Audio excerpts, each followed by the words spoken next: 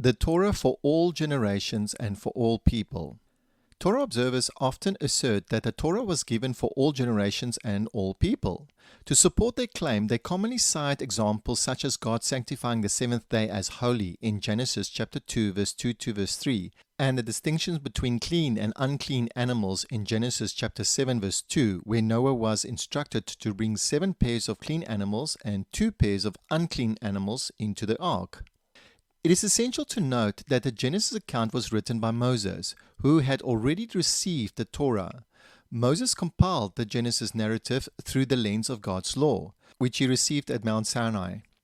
Nowhere in Genesis does it explicitly state that Adam and Eve rested on the seventh day, or that Noah was forbidden from eating unclean animals.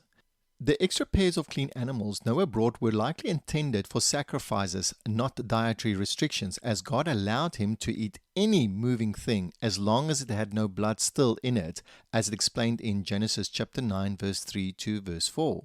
Furthermore, evidence indicate that many of the laws given to Moses were unknown to earlier generations, including Adam's descendants and even Abraham.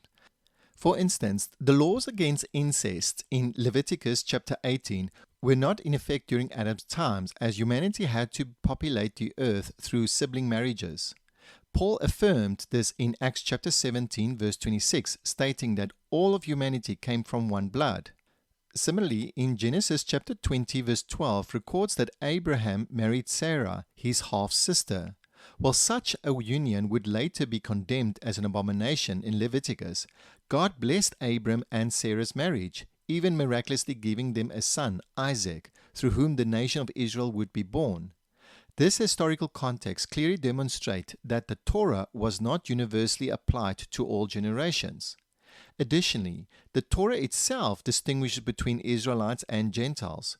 For example, in Deuteronomy chapter 14 verse 21 prohibits Israelites from eating animals that died of a natural cause, but permits them to give all or sell such animals to Gentiles.